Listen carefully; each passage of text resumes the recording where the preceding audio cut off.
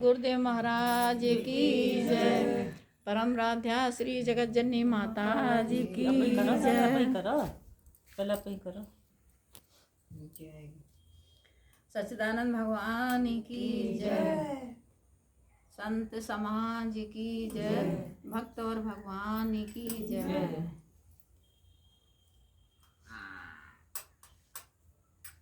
आदरणीय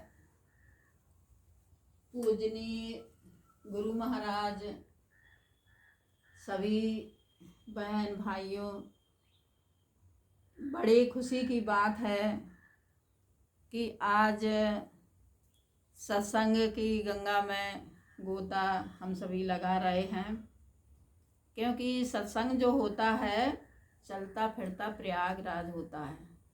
संत समान जो होता है वो चलता फिरता तीर्थ होता है। इसलिए तीर्थ में जाएंगे तो काफ़ी पैसा भी खर्च करना पड़ता है, समय भी लगता है, परेशानी भी होती है।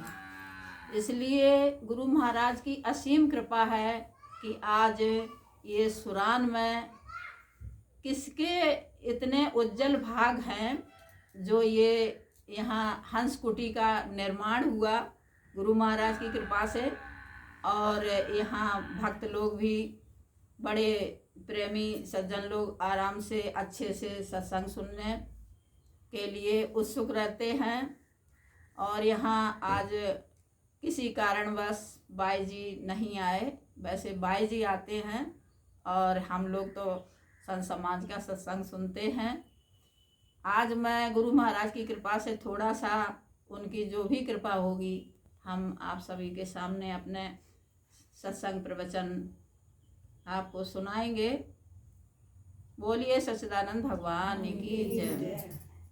आज क्या है कि जैसे हम लोग कहते हैं कि हम जाने और तुम ना जाने, हम जाने और दूसरा ना जाने, लेकिन परमात्मा सबके हृदय में निवास करता है, प्रकाश रूप में सबके हृदय में है।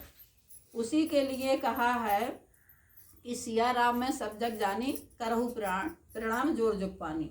सबके अंदर सिया राम है, किसी का जाग गया है, किसी का सोया पड़ा है। और जागेगा कैसे? सत्संग के बगैर नहीं जागने वाला है।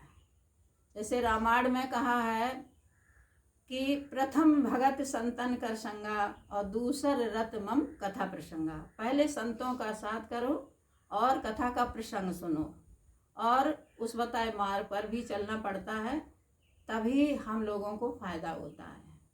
और वैसे फायदा नुकसान तो भगवान गुरु महाराज खुद ही जानते हैं।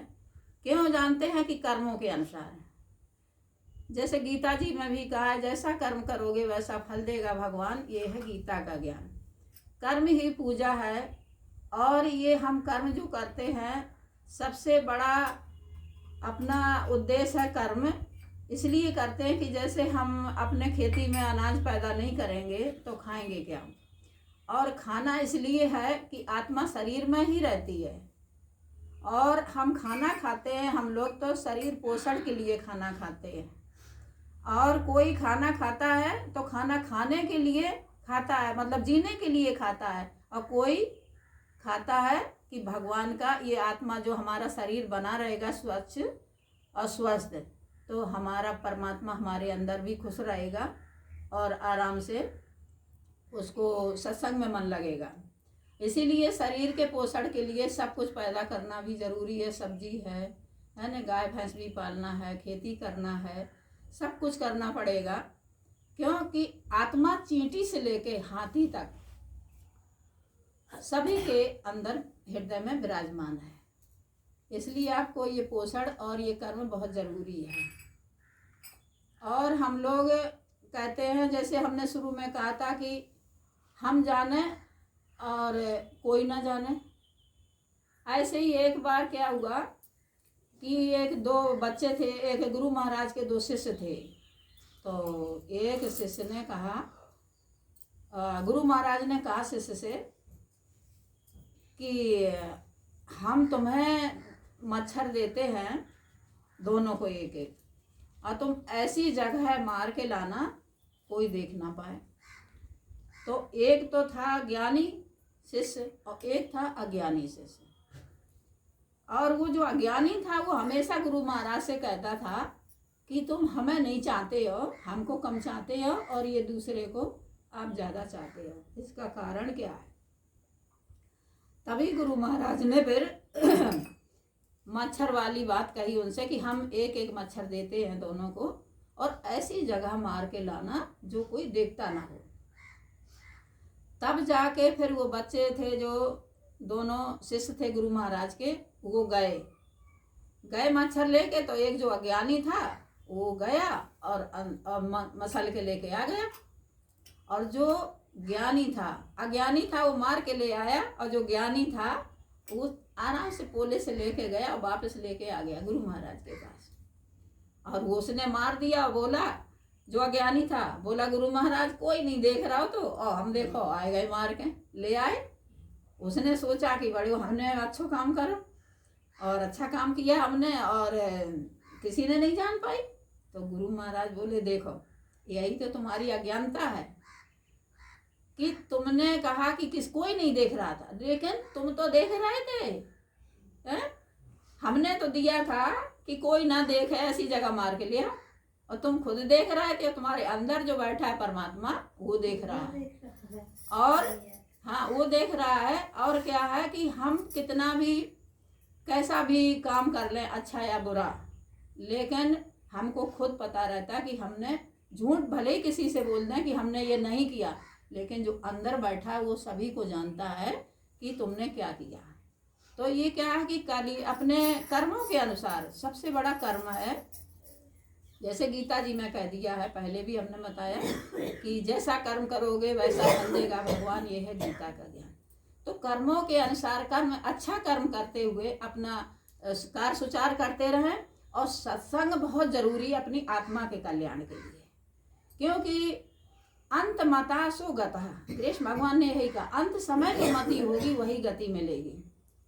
और जगत जननी माता जी ने भी यही कहा है, प्रचार इसलिए करना है, ज्ञान का प्रचार इसलिए करना है कि ये बहुत की पढ़ाई आजकल बच्चों ने पढ़ाई कर ली है, और लेकिन थोड़ी सी परेशानी ससुराल में आई या कहीं आई तो क्या करते हैं कि अपने अज्ञानतावश आत्महत्या कर लेते हैं। और जिसको आत्मा का ज्ञान होगा वो ऐसे कदम कभी नहीं उठाएगा।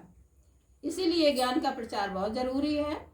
और माता जी ने यही कहा है कि कितनी महान आत्माएं हैं बगैर ज्ञान के भटक रही हैं, उनको भी ज्ञान मिले, इसलिए ज्ञान का प्रचार बहुत जरूरी है। और ज्ञानी उसी को कहते हैं जो अपने को जो मिलता है और दूसरे को बांटता है, उसी को लोग ज्ञानी कहेंगे। ऐसे शिक्षक है पढ़ाई कर ले और गठरिया बांध के सिर पर रख ले तो ये स्कूल कॉलेज ये तो सब बंद ही हो जाएंगे, और बच्चे माँ बाप की पढ़ाई तो पढ़ेंगे नहीं, क्योंकि नो नॉलेज नो कॉलेज और नो नॉलेज। कॉलेज नहीं जाओगे तो नॉलेज नहीं होगी, पढ़ाई नहीं करोगे। इसलिए अपने को क्या है कि शुभ कर्म करते हुए, और हंस जी ने भी यही बात कही है, हंस जी महाराज ने ये कहा है, जो अपनी आत्मा का कल्याण करेगा और परेशानियां जब आएंगी, कितनी भी परेशानियां आएंगी, अपने रास्ते को नहीं छोड़ना है, भजन भक्ति नहीं छोड़ना है। और ये भी कहा है कि अपने आत्मा का कल्याण के लिए सत्संग बहुत जरूरी है। और अपने श्वासों के रहस्य को समझो, जब तक श्वासों का आना जाना है तभी तक जीवन है। इसलिए श्वासें बहुत कीमती हैं, इन्हें व्यर्थ में नहीं गंवाना चाहिए। जितना भी है अपने शुभ कर्मों में अपनी आत्मा का कल्याण करना चाहिए, अब शुभ कर्मों में अपना मन लगाना चाहिए। तो गुरु महाराज की जो भी कृपा हुई हमने सुना दिया, और बोलिए सच्चिदानंद भगवान की जय, मानव धर्म की जय, जगत जननी श्री माता जी की जय।